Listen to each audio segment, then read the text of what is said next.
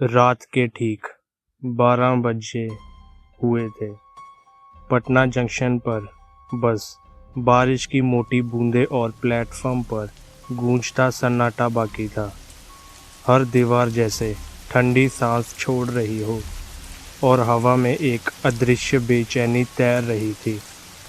बारिश में भीगी हुई नताशा बैग कंधे पर लटकाकर प्लेटफॉर्म पर खड़ी थी। उसके चेहरे पर हल्की थकान और आंखों में जल्दी से जल्दी ट्रेन पकड़ने की जल्दी। नताशा पास के टी स्टॉल की ओर बढ़ी और बारिश की बूंदें तेज़ हो गई। प्लेटफॉर्म की घड़ी पे अब 12:45 हो चुके थे तो एक तेज़ चीख जैसी सीटी हवा में गूंजी। पटना एक्सप्रेस अपनी धुंधली रोशनी के साथ प्लेटफॉर्म पर धीरे धीरे दाखिल हुई। बारिश की बूंदें उसके शीशों से टकराकर सिसक रही थी।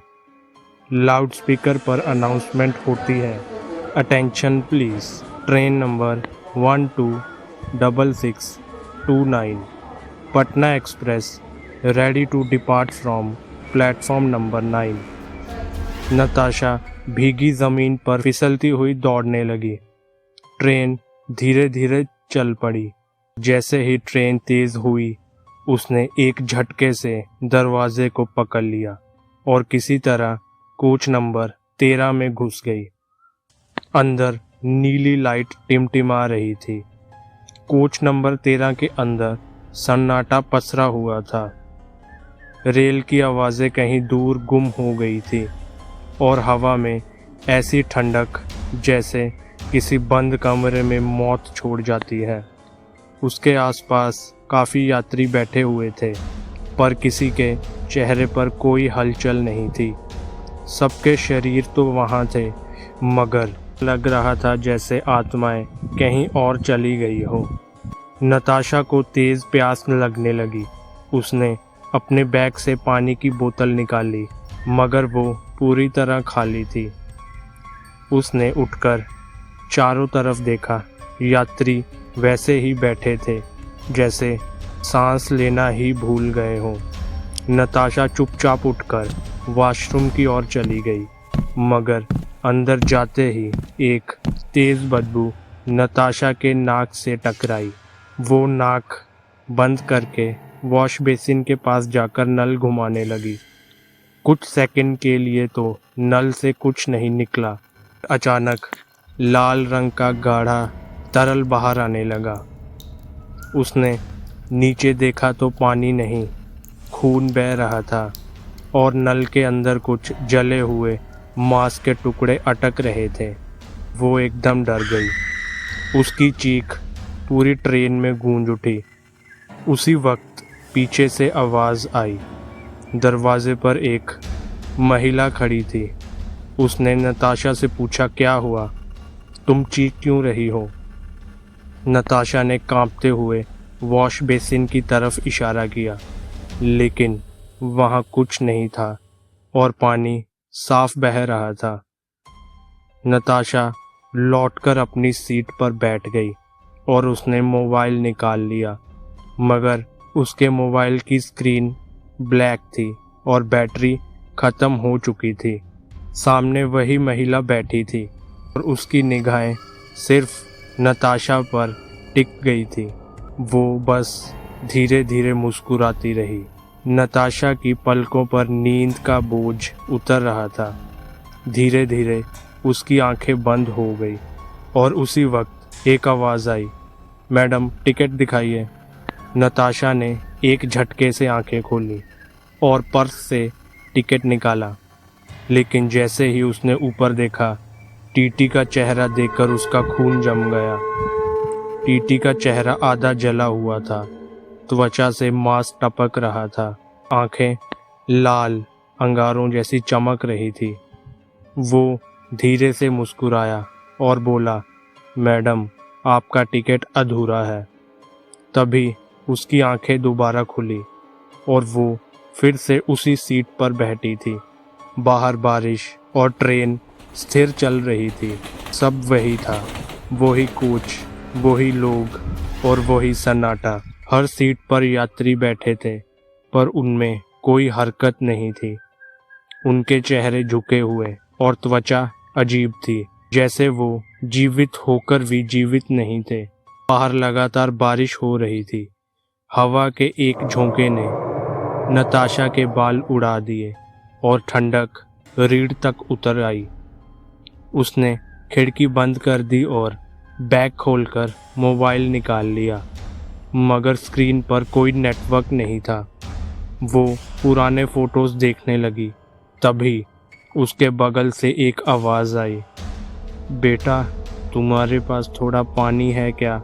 नताशा ने बोला कि पानी ख़त्म है, लेकिन अगले ही पल उसे याद आया कि वो जो कुछ पहले देख चुकी थी वो एक सपना था। उसने बैग में हाथ डाला और बोतल सचमुच रखी थी। उसने हिचकिचाते हुए बोतल बूढ़े को दे दी। जैसे ही वो उसके हाथ तक पहुंची, बूढ़े का चेहरा आधा जला हुआ था, त्वचा पर छाले और झुलसी हुई गंध, उसकी आंखें खून जैसे लाल। उसने अचानक से बोतल गिरा दी। कोच में बैठे सभी यात्री अजीब अंदाज में नताशा की ओर देखने लगे। उन सबकी आंखें एक साथ नताशा पर टिक गई। वो एक एक करके भयानक अंदाज में मुस्कुराने लगे, मगर नताशा उस कंपार्टमेंट से बाहर निकलने के लिए दौड़ती रही। जैसे ही वो कोच के दरवाजे तक पहुंची, वो खुला हुआ था और दरवाजे पर एक अजनबी युवक था, शांत खड़ा हुआ। और अचानक से उस युवक ने बिना कुछ कहे चलती हुई ट्रेन से नताशा के सामने छलांग लगा दी। नताशा चीख उठी, हे भगवान, ये क्या हो रहा है? उसके कदम लड़खड़ा गए और वो वहीं पर गिर गई। कुछ पलों के बाद नताशा को किसी के कदमों की आहट सुनाई दी। उसने ऊपर देखा तो सामने टीटी खड़ा था, चेहरा सामान्य और थोड़ी सी मुस्कान। उसने बताया कि एक बूढ़ा उससे पानी मांगने आया था और वो आधा जला हुआ था। फिर सब लोग मुझे घूरने लगे और अभी एक युवक ने मेरे सामने चलती हुई ट्रेन से छलांग लगा दी। तो टीटी ने हंसकर कहा, तुम आजकल की जनरेशन भी ना, रात भर हॉरर मूवीज़ देखते हो और फिर डर जाते हो। जाओ, जाकर अपनी सीट पर बैठो, मैं कुछ देर में टिकट चेक करने आऊँगा। टीटी के स्वरों में एक शांति थी, जैसे वो पहले से ही जानता हो कि आगे क्या होने वाला है। नताशा सर हिलाते हुए वापस अपनी सीट पर बैठ गई। सब कुछ सामान्य था, पर नताशा को एहसास हो रहा था कि कुछ भी सामान्य नहीं है। वो खुद को संभालते हुए वॉशरूम में आई, मगर जैसे ही उसने वही बेसिन खोला तो उसमें दोबारा से खून बहने लगा। वो दोबारा भागती हुई अपनी सीट पर बैठ गई। तभी वहाँ टीटी आ पहुंचा। नताशा ने जैसे ही सर उठाया, उसके भीतर की आखिरी उम्मीद भी टूट गई। उसने देखा कि टीटी वही था, पर अब उसकी शक्ल इंसान की नहीं और उसके चेहरे से भी मांस झड़ रहा था। हड्डियां बाहर झांक रही थी। नताशा गिड़गिड़ाने लगी, प्लीज़ मुझे जाने दो, मुझे यहाँ से निकलना है। टीटी ने बोला कि अब बहुत देर हो चुकी है, तुम भी अब हमारी ही दुनिया का हिस्सा हो। जो तुमने देखा था वो सब सपना नहीं, सच था। तुम जब जब बेहोश हो जाओगी, ये सब फिर से दोहराया जाएगा। तुम एक चक्र में फंस चुकी हो जिसका अंत कोई नहीं जानता। अचानक उसकी आंखों के सामने कोच घूमने लगा। सब कुछ अंधकार में विलीन हो गया और नताशा बेहोश हो गई। कुछ देर बाद उसकी आंखें फिर से खुली तो बाहर वही बारिश हो रही थी, वही ट्रेन, वही कोच। नताशा अब जान चुकी थी कि जो कुछ उसके साथ हो रहा है वो कुछ भी सामान्य नहीं है। नताशा घबराकर हर दिशा में भागने लगी। पटरियों की आवाज़ उसके पैरों में बंध चुकी थी, मगर हर कोच उसे वहीं उसी नरक में खींच लाता। वो टूटकर डर के भीतर डूबकर रोते हुए एक तरफ बैठ गई। उसी क्षण दरवाज़ा अपने आप खुल गया। बाहर वही अंधेरा था और उस अंधेरे में वही युवक जो कुछ देर पहले उसकी आंखों के सामने ट्रेन से कूद गया था। उस युवक ने नताशा को कहा, तुम अब इस चक्कर से बाहर नहीं निकल सकती। तुम गलत कोच में चढ़ गई हो। अब ये पटना एक्सप्रेस तुम्हारा घर है। तुम्हें ये सफ़र अब जीवन भर करना होगा। ये कहकर वो अगले ही पल फिर से उस अंधेरे में कूद गया। अंधेरे में फिर वही टीटी प्रकट हो गया। टीटी ने फिर से वही दोहराया, मैंने तुमसे कहा था ना, तुम बार बार बेहोश हो जाओगी और हर बार जब आंख खुलेगी तो फिर से वही सब दोहराया जाएगा। अब तुम कभी नहीं जा पाओगी। उसी पल सारे यात्री उठ खड़े हुए। उनके चेहरे अब इंसानी नहीं रहे, सब जले हुए और उनकी आंखों में खालीपन। वो धीरे धीरे नताशा की ओर बढ़ने लगे। उनकी हंसी हवा में भर चुकी थी। कोच का रूप पल भर में बदल गया। अब वो किसी राख से भरे शवग्रह में तब्दील हो चुका था। नताशा बोली, मैं यहाँ नहीं मरूंगी। वो आखिरी बार अपनी पूरी ताकत से दौड़ी, आंखों में नींद। इस बार उसने भागते हुए कोच से बाहर छलांग लगा दी। जब नताशा की आंख खुली तो उसने खुद को किसी हॉस्पिटल में पाया। सामने डॉक्टर बैठा था और बगल में उसकी माँ रो रही थी।